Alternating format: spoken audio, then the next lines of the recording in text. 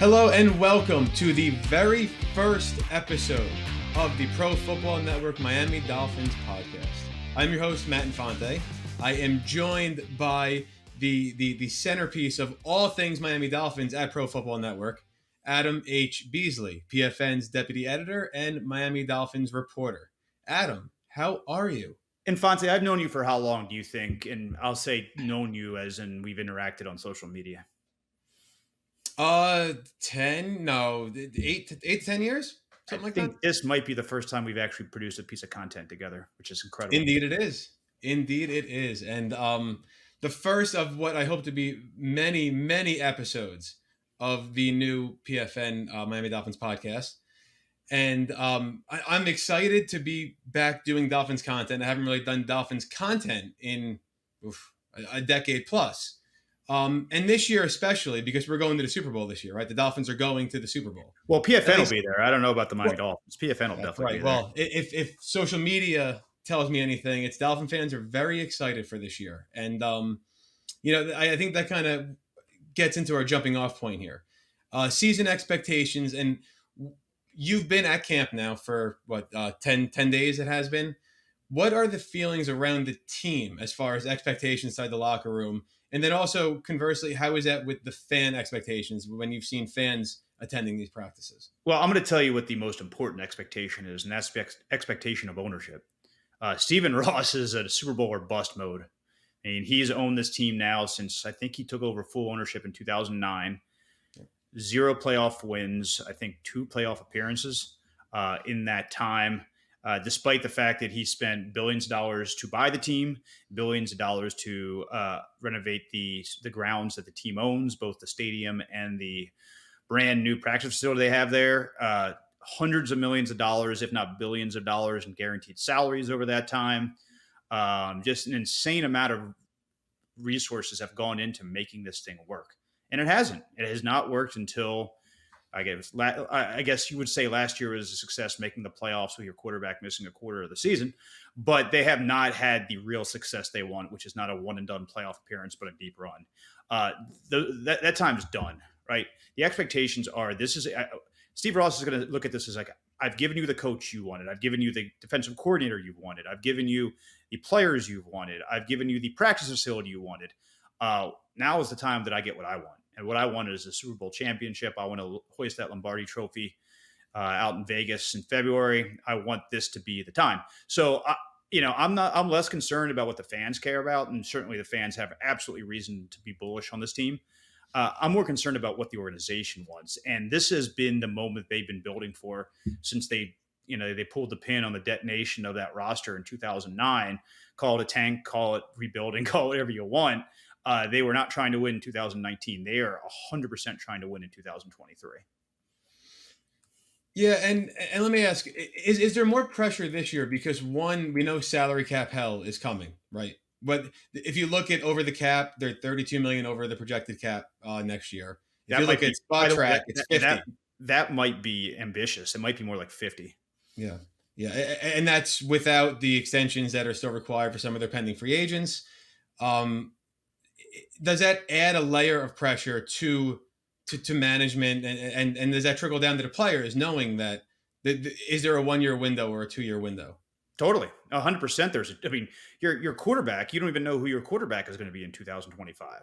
Right. Mm-hmm. So the future is now for this team, man. We don't know what's going to happen with Christian Wilkins long-term. We don't know what's going to happen with Jalen Phillips long-term. We don't know what's going to happen with Javon Holland long-term. All these young up and coming defenders who are a big part of what they're trying to do on defense, they're all going to want to get paid sooner or later. And we can get into Wilkins in a second.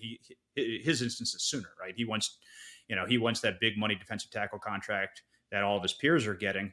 So they are in the last year of Tua being cheap. He's earning, I think, $1 million in base salary this year. And although it goes up substantially next year, he's still going to be wildly underpaid for the position. I think it's $23 million is what the 5th-year option is, somewhere in that neighborhood. That is still underpaid for even a mid-tier starting quarterback, and I think we can both agree he's better than that. You cannot go out and do the things like trade for Bradley Chubb and sign Teron Armstead and do all these things year after year after year without the balance sheet looking kind of upside down at some point. And 2024 is really when they're going to need to figure out whether this is the core they want to continue to going forward, or another kind of soft rebuild. But yeah, 100%. The expectations should be high. They are high because they've put together one of the 5 or 6 best rosters in football. Yeah, absolutely. And the other thing I've been wondering, as you hear about the defense and how it's performed so far in camp, and how Vic Fangio has kind of he's a bit more honest to the media about how his team's performing. It seems like, but is there a chance Vic Fangio is a 1-year rental, and then next year they're looking to replace the defensive coordinator because the defense does such great things this year that he gets another head coaching opportunity? And does that add another layer of pressure? I do think that window may have closed. I think the really only scenario that I see that Vic isn't the DC in 2024 is if he retires. I would be kind of stunned if someone, like, it didn't go great in Denver, and it took him how many years to get that job, right? Yeah. Oftentimes these career assistants who keep getting passed over for head coaching jobs, when they finally get their shot, it's their one and only shot. I feel like, Mike McDaniel, if he didn't work out here, he'd get another chance somewhere. We saw Adam Gase got another chance somewhere. We don't know if Brian Flores will get another chance somewhere, but that's more because of his picadillos than it is any, coaching X and O's deficiencies. So I think Vic is here for as long as he wants to remain in coaching, or as long as Mike McDaniel remains the head coach of the Miami Dolphins. Okay. And I think, you talk about season expectations. I think the natural segue is to the quarterback, right? And Tua Tagovailoa, and obviously, he's a bit of a lightning rod. Whether you like him, you dislike his play, you think he's injury prone, you think he is the guy long term, some think he's not the guy long term. But this is year 4, right? Year 4, year 2 in this offense. And the last time we saw Tua, as great as last year was, and we can run down all the advanced analytics that tell you he was a top 1, 2, 3 quarterback. The last time we saw him, he was playing probably concussed, right? Throwing 3 fourth quarter interceptions. But it goes beyond that, because his last 4 games were not that good. He completed less than 53% of his passes in those last 4 games. 6 touchdowns, 5 picks, was sacked 9 times, a passer rating of 80.5. So, as fans, we like to look back and see all the good that was before those last 4 games. But starting with the West Coast trip, things kind of deteriorated before he got the final concussion and then was put on the shelf for the rest of the year. So what are the expectations in and around Tua, the pressure on him, and how has he handled that at camp so far this year? Yeah, I think it was a collective failure the last half of the season offensively. Certainly teams figured out what the Dolphins were doing. They jammed up the middle in a way that they weren't able to do, at least effectively, before then. Did the Niners give the blueprint of how to slow down that offense? Perhaps. Also, Tua made some bad throws, man. Like that Chargers game, you go back and look at some of those throws in the Chargers game, and it's on the quarterback there.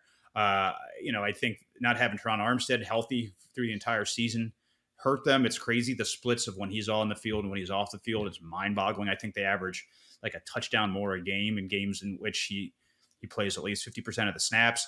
So all those things are factors for sure. And you cannot discount the fact that, to your point, that Tua is probably not altogether there cognitively in the second half of that Packers game. That certainly contributed to those throws. The coaches identified it immediately when they watched the film. Like, he is doing things that Tua doesn't do. So I think some of those numbers might be a little skewed, but to your point, it was not nearly good enough on offense, starting with San Francisco. And there's a reason that team went on a 5-game losing streak, and getting their quarterback hurt was a big part of it. But their quarterback, when he was healthy, not playing to the level he was before, is important. So I do think this team needs to be more diverse, Matt, than it was in 2022. And it's kind of weird to say that because they lost their big rangy target in Mike Gesicki.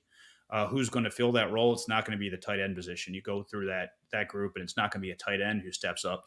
It's going to have to be either out of the backfield or Raheem Mostert type, maybe Devon Achane, get some looks here and there that can really stretch things in the passing game. And it's going to have to be Cedric Wilson showing up. I mean, they gave the dude $14 million over the first 2 years, I think, of his contract. I think he's 3 for 22 maybe is his deal. Way too much guaranteed money to move on from him this season. And they need him. Like, you go and look at the receivers they have, who is their red zone target? And we kind of asked this to McDaniel this past week, to Frank Smith, to even Wes Welker about, hey, you guys have a bunch of short dudes who play wide receiver. How does that work when the space gets real tight? And there are ways that you can scheme speed and quickness guys to get open in the red zone. I mean, Tyreek Hill scored a ton of touchdowns in his career, and he hasn't gotten any taller. But I think they need Cedric Wilson to show up. I think they need maybe Eric Ezukama, rookie last year, who didn't really do much. And by not doing much, that includes not knowing when and where to line up, which was a criticism that was surfaced this past week. He needs to be there.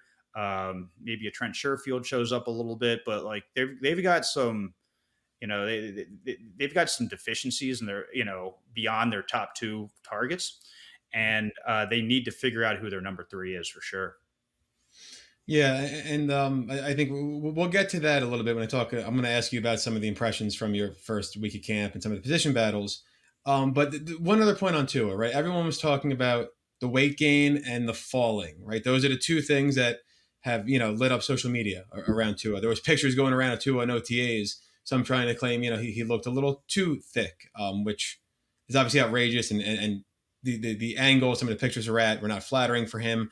But is around the team, do they feel comfortable, confident that they can get 16, 17 games? I know he's going to be wearing the new helmet as well. He learned how to fall. He's some teammates have noted he looks quicker in the pocket, not so much running foot speed, but quicker movements within the pocket. What's the feeling around getting a 15, 16, 17 game season out of their quarterback? Before we get there, I got to yell at you for not throwing a flag on me. Trent Sherfield's on the team. Come on. Trent Sherfield is in Buffalo. Yeah, you can't let that pass by.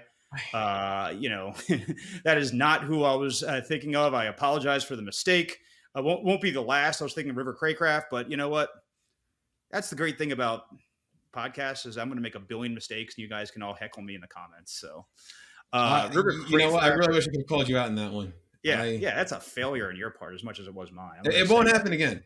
Okay, it won't happen again. Your next mistake, I'm going to call out. Good. Very clear and obviously, and then we'll clip it and tweet it as well. I hope you do. Trent Sherfield's going to catch balls from Josh Allen this year. River Craycraft's going to catch balls from Tua Tagovailoa. And when I'm going to rejoin 2023 in a second, I'll talk to you about Tua. No, seriously, he better stay healthy, because if he wants that payday, if he wants that big contract that he's seeing all of his peers get, and we'll see what Joe Burrow comes in at, but it's probably going to be $54 million a year, in that range, $54 million a year. What are you going to give Tua? And that's the question. And I think you've seen promising. I got to give the Dolphins credit for not losing their minds. I advocated back in February for them to pick up the fifth-year option of Tua. I think it was a no-brainer, because even if, you don't love what he does this year, you'd be able to unload that contract. Somebody in need of a quarterback would be willing to go up the 6th or 7th round pick to take the $23 million off your book. So that was a no-brainer for sure. Moving forward, it gets tricky, and you've got to figure out. I mean, we talked before about this is his last year on his rookie deal. This is the last year you're going to be able to make those big splash moves. But there's a huge difference between paying your quarterback 32, 33 AAV and 47, 48, 49, 50 AAV. You're talking about 2 or 3 starters is the difference that you can get from that. So it's really important for them to learn his true value. Certainly, they don't have to make a decision today. They don't have to make a decision tomorrow.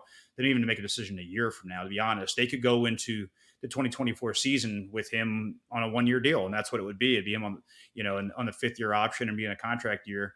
And it's probably not a terrible idea. If he goes and lights the world on fire this fall, they not only make the playoffs, they make noise in the playoffs. And to your point, he plays 16 or 17 games. He's going to get $40 million plus. I mean, the Dolphins are going to lock him up, but very little with this team is often that cut and dry, right? There's shades of gray. And if let's say he gets hurt, but it's not a concussion.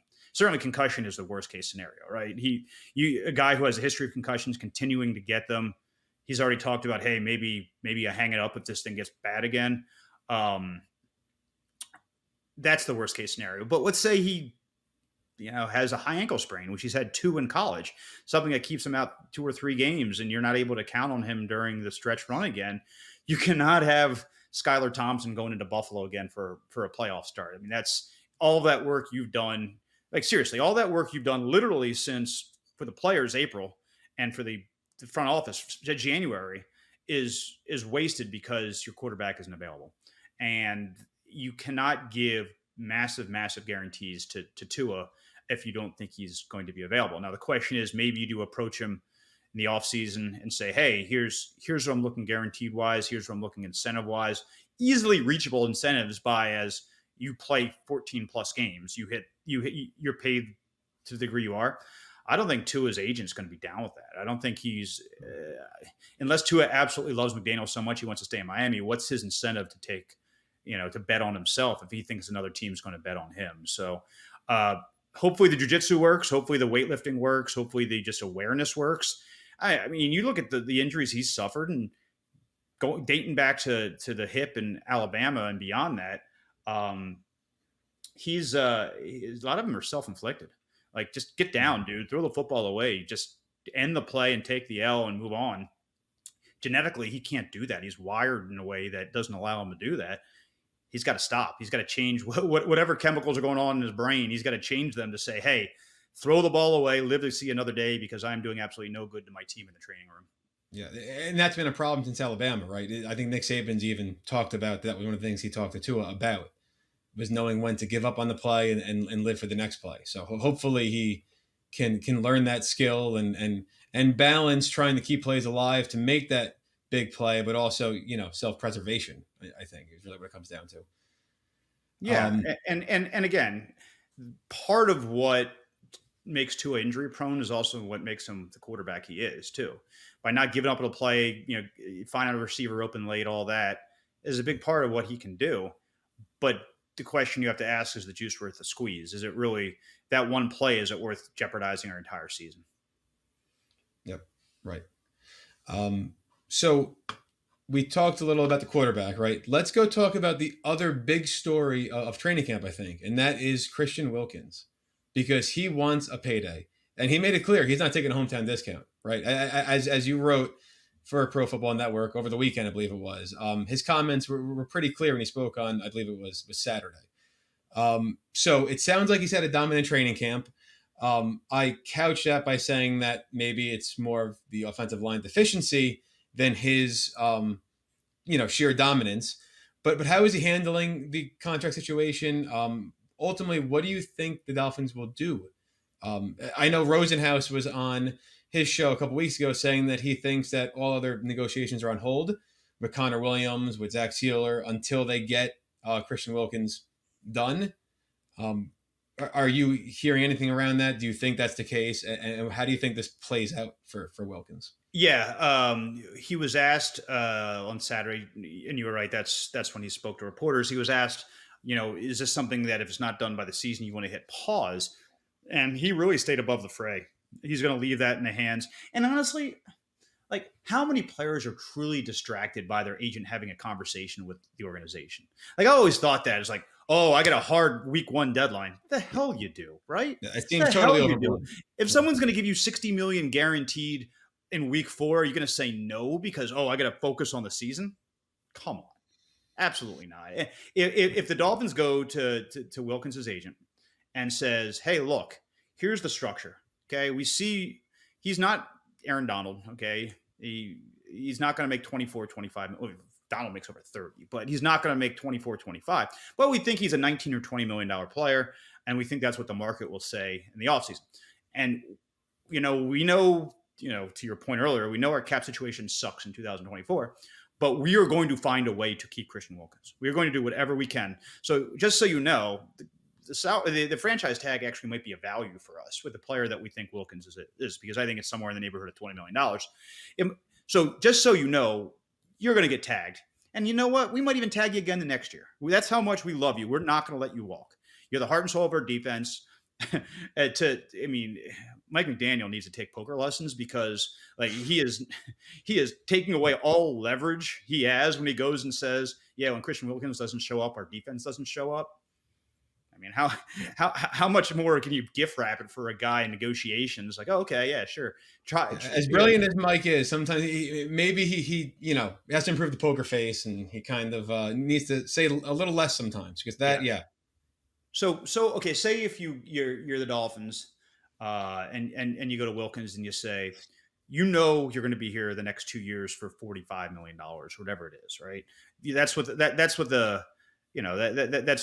the tag math says, and we're going to find a way, even though it's going to be a challenge, we're going to find a way to make sure you don't walk. Would rather not have to take that kind of pain in 2024. Would rather spread out, the guaranteed money and all that. So here's the deal: you're a $20 million player. That's what Spotrac says. That's what the market says. You will get between 18 and 21, $22 million a year. Understand you're not taking a hometown discount. And to your point, him bringing up Warren Sapp by name and saying I have a responsibility to carry on the torch is him in neon flashing lights saying, "Pay me, fools. Okay, you guys are going to pay me, or yep. somebody else is." Okay, so we'll, 4 for 80 with 55 guaranteed. How does that sound? Maybe Christian says, you know what? If you can guarantee me $55 million on September 3rd, 2023, I'll take that deal. I think eventually it's going to come in around that figure. He's not one of the 3 or 4 best defensive tackles in football Right. at this point. I mean, he's been phenomenal in practice, but let's not overhype him going up against the Dolphins offensive line that could have some issues, right? But he's put a body of work on tape saying, I am at that level. I am no doubt a top 100 player in this league, no doubt a top 10 player in my position. This is what the compensation is. And if Dolphins want to keep him, it's in their court. Yeah, I mean, so there are 9 interior defensive linemen right now that make the 20 million average annual value. Okay, but here's the thing with me, and why I would like to, if I was Miami, I would want to see Wilkins this year, at least a little bit into the season, before guaranteeing this money and making him that rich. And it's because those 9 guys all have a pass rush ability that Wilkins has not shown in games. Right. So the last year he was 17th among defensive tackles in pressure, according to Pro Football Reference. The year before that he was 17th. So he's been outstanding against the run. I think he was top 3 in tackles for loss last year among defensive tackles. But the pass rush, which is what these interior linemen that get paid usually are elite at or near elite at, hasn't been his strong suit. So does it make sense for Miami to wait a little to see if the dominance he's showing now against their own offensive line actually, shows up against the Chargers and the Patriots and the Broncos in those first 3 weeks, and then say, okay, let's do it. Let's keep you here long term. So this is going to sound like an apologist, but it's not. It's just the truth. He is in a defense now that will allow him to get more sacks. They had such under the Flores, Boyer, Patrick Graham era. Their gap discipline was their gap discipline. Your assignment is your assignment. If you got the B gap, you've got the B gap. And if your job is to clog up the middle and let Jalen go get the sack from the edge, that's your job. Time and time again, when you talk to players on the defensive side of the ball from the Dolphins, they're like, "Oh man, the freedom of this defense is night and day."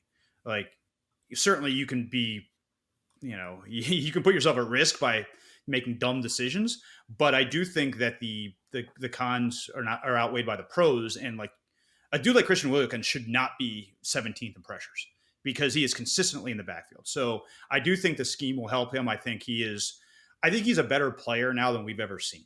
And maybe it's just all come together for him at this moment. I remember early on with Christian, I just thought he was just a solid, interchangeable part of the defensive front. Those days are long gone. He is the motor of that defense. He is arguably their defense's best player right now, particularly with Ramsey hurt. And those sack numbers, those pressure numbers, my guess is they'll be there this year simply because he's going to be in a defense that is going to pin the rears back and go. Okay. Well, we will see how the Dolphins handle that I know a lot of Dolphin fans I talk to really want Wilkins to get done before the season. They also adhere to the idea that, it could be a distraction in season. Like you said, I don't know how much it really is to the player because the agent's handling the business. But speaking of business, there's another piece that's out there in free agency right now, right? That Dolphin fans have been, clamoring for, apparently more than the Dolphins front office has been, and that's Dalvin Cook. I'm wearing my Vikings purple for this show. Is that what that was for? I was going to ask you that. Are you supporting the Dalvin Cook movement to Miami that has been all over social media now for what seems like forever? But no, I am supporting Mrs. Beasley, who is nice enough to do laundry that I don't look like a homeless person. Not saying that you look like a homeless person, Matt. Not at all. I'm just supporting. You know what? If someone would send me a PFN polo, you need one of those puppies. Okay, well, so you know what? We will talk to whoever controls the finances here and get that done. He's a real stickler when it comes to dollars and cents, I hear. Yeah, indeed he is. But speaking of stickler, right, dollars and cents, I think Dalvin Cook, the thing is, we know he's a good running back. What is he worth in today's NFL and with the running back market, what it is? And also, you're raising your hand. No, that's me saying how much he's worth. $5 million. Okay. Because, do the Dolphins really have a need for him is the question I'm getting at here. Because you have Mostert, you have Jeff Wilson, you have A-Chain, who obviously McDaniel was enthusiastic about when they drafted A-Chain. He couldn't control his enthusiasm in the draft room. And it makes me wonder, last year, what you saw from Dalvin Cook was someone who might be slowing down, right? He's entering his age 28 season now. And you start to wonder if he's worth the investment for a team that needs to roll over all the cap that they can for next year. Remember the beginning of the show when I said Steve Ross expects to win the Super Bowl this year? I do. It was like 10 minutes or 20 minutes ago. Yes. Yeah. I don't know. Man of your advanced age, sometimes you might forget things. The number one thing on the agenda is to win a Super Bowl this year, Matt Infante. Yeah. And if you can get, I understand that he might be past his prime, but we're talking not a steep drop off here. Okay. He was still a very good player. I think he single-handedly beat the Dolphins last year, right? He's still got a little pep in the step, so to speak. And if you're Chris Greer, who's been given chance after chance to get this thing right, and if you're Mike McDaniel, who knows maybe I don't get a second chance if this thing goes wrong, and you have a player that you think can help you win the Super Bowl and you can afford him, you do. And I understand that's $5 million next year that you're not going to be able to spend because you spent it this year. Totally get it. Their window, 2024 is their window. They can do whatever they want financially in 24 to put together a roster they need to. And then after that, fingers crossed, right? We don't even know who the quarterback's going to be here. Yes, if Dalvin Cook's available and he's not the price tag's not $10 million a year, of course you sign Dalvin Cook. All apologies to Raheem Mostert, all apologies to Jeff Wilson. They're fine pieces. They're not Dalvin Cook, okay? And you're not going to ask him to have 350, 400 touches because of the stable of back. To your point, you can keep him fresh. You can use them strategically.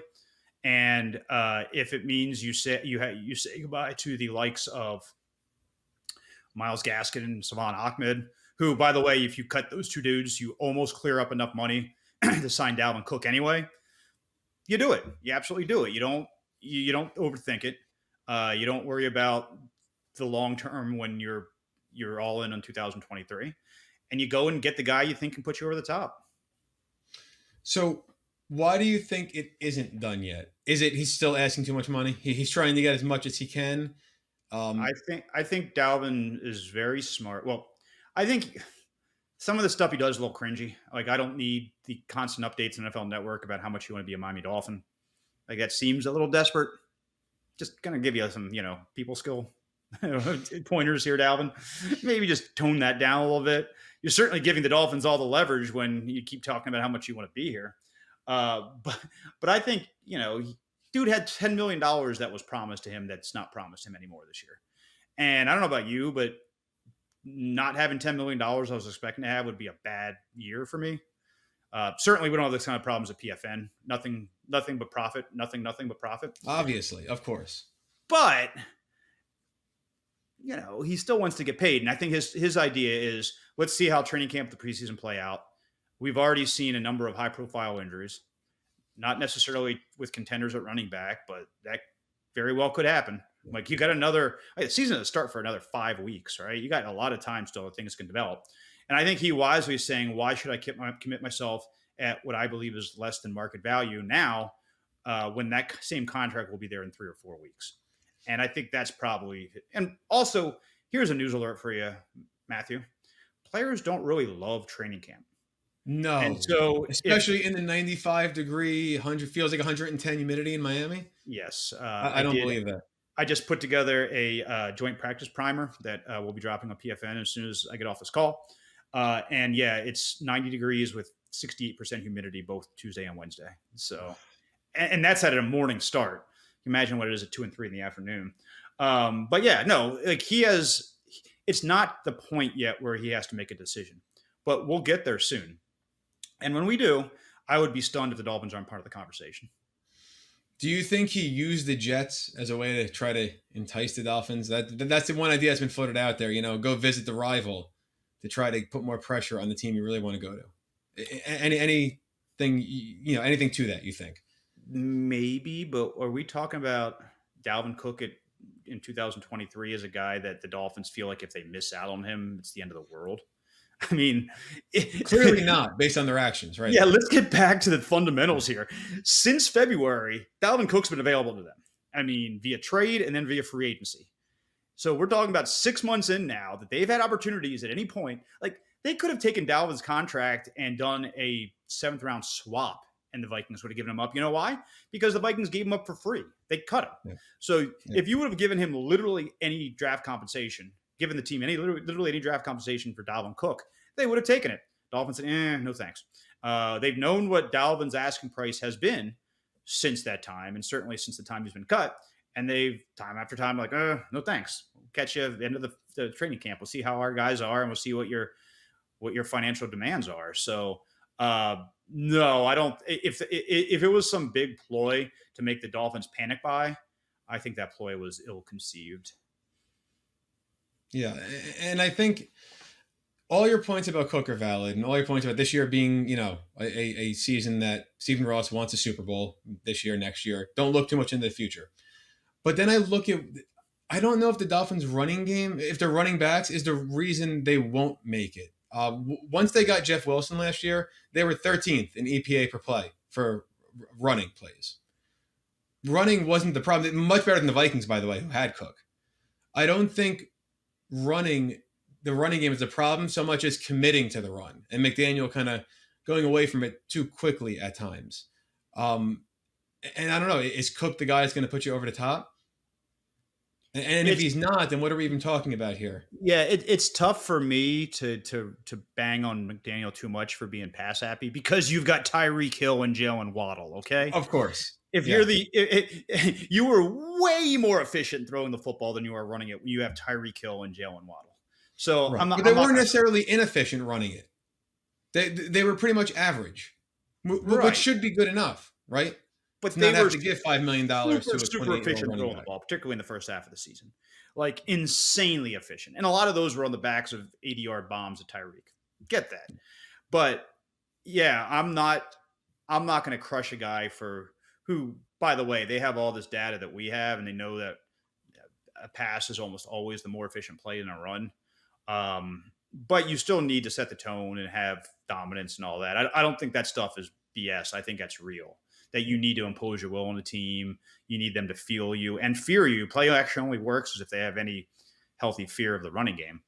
To that point, though, I'm a lot more scared of play action when Dalvin Cook's back there than when Jeff Wilson is. No apology, apologies to Jeff Wilson, who's a fantastic That's guy. fair. So yeah, I think the way no team is one player away. That's a ridiculous standard. Because that means that if you lose that one player, you're not going to win the Super Bowl. The only position you can say that's quarterback, right? The only time, maybe the Jets are one player away. We'll find out. And I think they've got issues that go beyond that, but you can say, yeah, we were one player away. The 4-time MVP was the player. Okay, fair. You win that argument. The Dolphins aren't one player away because there's no such thing aside from quarterback. So The way you need to think about roster building is collectively, what are our strengths?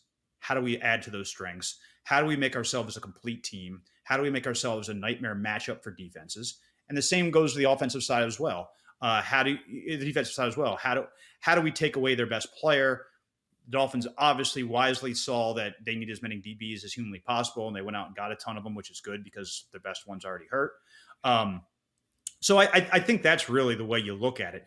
Does Dalvin Cook make us a better team? The answer is absolutely yes. If the dollars work out, I think you go for it.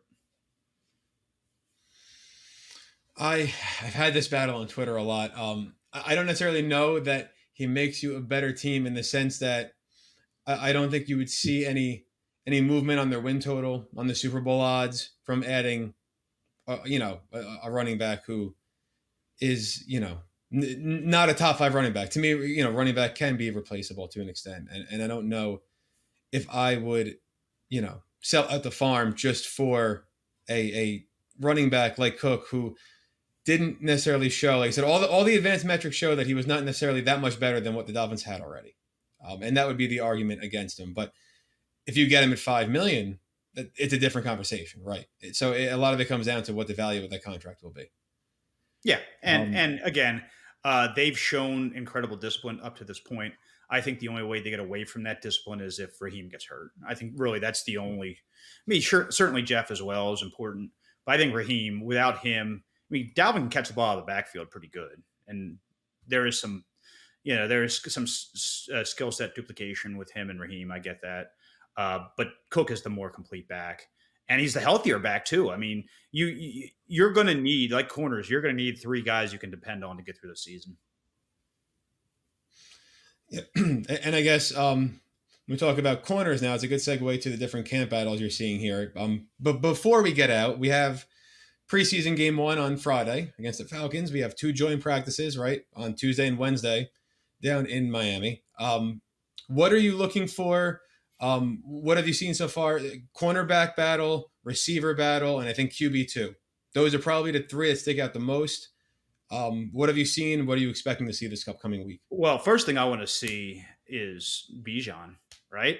I want to see what the number 8 pick looks like when he's a running back. That would be fun. I want to see, Desmond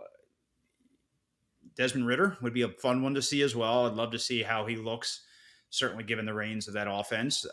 It's going to be really cool to see pretty inexperienced Falcons offense going up against those dogs up front on defense. I mean, that is, whew.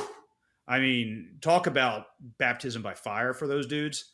Kyle Pitts is still very young. I mean, that's a young offense going up against a veteran-laden and very talented defense. So that's going to be fun. Everyone wants to talk Dolphins offense, obviously. They've not looked great the last couple of practices. They had that 12-sack debacle about a week and change ago. And Saturday in the scrimmage, they were not great either, aside from, I think, the Tua bomb to Tyreek, which, by the way, not to burst your bubble here, Matt, but that was against the number 3 defense. Aside from that play. Listen, that's okay. Okay. You can't control your opponent. It's true. Reps are reps. I get that. Yeah. Beyond that throw, sir, I think Tua averaged 3.7 yards an attempt in that scrimmage. So maybe. I mean, how much are they really showing though right now too? So I've seen some people start worrying on social media about the Dolphins offense based on training camp and a scrimmage. I'm not there yet. Let's get to the game against the Chargers week 1, and then I'll worry. All of this right now is just noise. Here's what worries me. It's not the fact that he and Tyreek haven't been totally on the same page at times. That's fine. Not the fact that they've had some drops, which is true. That stuff will work itself out. Pre-snap penalties, which literally cost them a spot in the divisional round. From pulling off one of the greatest upsets ever. Yeah. Statistically, it would have been the greatest upset in wild card history. Statistically, it would have been. That and your offensive line being a sieve at times. Like, they cannot get, I almost said Brandon Albert. Man, my brain's everywhere. They cannot get Teron Armstead hurt, right? They cannot. They absolutely have to have him on the field. I know he says mission 17. Give me 15, dude. Give me 15 games at playing at a high level and fully healthy going to the playoffs. You got a shot to make some noise. Those are my concerns. Those concerns aren't going to go away once the preseason ends because the pre-snap penalties, they were fourth in penalties last year. Same coaches largely that they were last year as they are this year. Certainly Vic is a change. And the offensive line, like how many times are we going to be talking about this? Like how, and the LG1 job, who knows who's going to win that, man? Really? I mean, Leon Eichenberg has been given a shot. I don't know if he's shown enough yet because they keep rotating dudes in there. Maybe Isaiah Wins, you're starting week 1 left guard. Maybe Robert Jones is that guy. There's going to be some concerns there at that position. I think they feel okay with the right tackle situation. I think. How do you feel? What's that? How do you feel about the right tackle situation? Because that probably to me it continues to be almost like a blind spot where the contingency plan put in place if Austin Jackson does not work out scares me every bit as much as Austin Jackson does. And when you're trying to get 17 games out of your quarterback, maybe invest in protecting his blind side, maybe. Well, I don't think they didn't. I mean, Wynn has shown that he can be a more than serviceable tackle if need be. I think they like him at guard. Yeah. I'm not going to even try to pronounce his last name, Cedric O. I'll let you fill in. No, I will not. Okay. Cedric OG. That's all I got. That's right. Certainly he's got, some tread in the tires as well. So they have options. But look, you need your first round pick to play like a first round pick. That's as simple as it gets. The same with the defensive backs. I think Noah's going to be given a chance with Jalen Hurts too. You invested a first round pick on these guys. For your team to win, you need your first round picks to play like first round picks. I mean, it's that simple. So yeah, you can have concerns, but there's no great answer aside from writing off Austin Jackson. Like that's the conscious decision they made this offseason. Do we admit failure with our first round pick, or do we coach this guy up and think that he can be the difference? Spoiler alert, the good teams make it work with their first round picks, because when you miss on those, you're playing the free agency game, and the $50 million already over the cap in 2024 will go to 60 and 65 and 70. And that's how you really get into trouble. Okay. So one final question for you before we wrap up here. Starters on Friday night. Will we see any? Oh, that is a great question. Why you ask me before we've talked to McDaniel about this? Because that puts you on the spot. If you ask him and he gives you the answer, I mean, that's. Yeah. I am glad. I'm glad to give you the information I've been presented. All right. I think you need to find starter. I don't know if we're going to see Tua, but I bet we do see Cedric Wilson, right? I don't know if we're going to see Xavier Howard, but I bet we do see Noah Benogany, right? Guys that have questions still. Yeah. I think they would be dumb to play like a David Long in that game. Guy's got an injury history. He's really, really good, by the way. Watching him in person, he has been very disruptive in the the offensive backfield.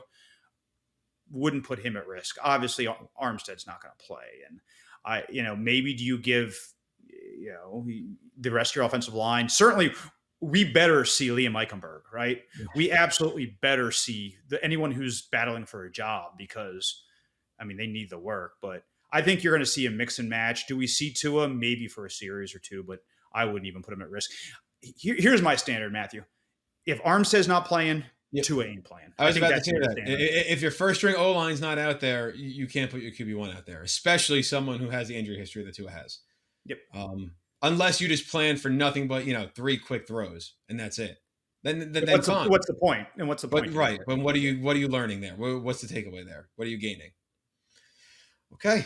Well, we will be back next week to talk about everything from joint practice and preseason game 1 on Friday night. Remember to subscribe to the podcast if you haven't already. And be sure to visit profootballnetwork.com/Miami-Dolphins for all of our Dolphins content in one spot. You don't have to go and look for it anymore. We have a nice landing page, just Dolphins content. That's profootballnetwork.com/Miami-Dolphins. All of Adam's writing is right there for you to enjoy and criticize. Adam, it's been fun. Hopefully it's the first of many. Let's do it again next week. Yeah, let's have more fighting next week. This was way too nice. Okay. All right. I'll let you pick out the topics that you want to friendly debate.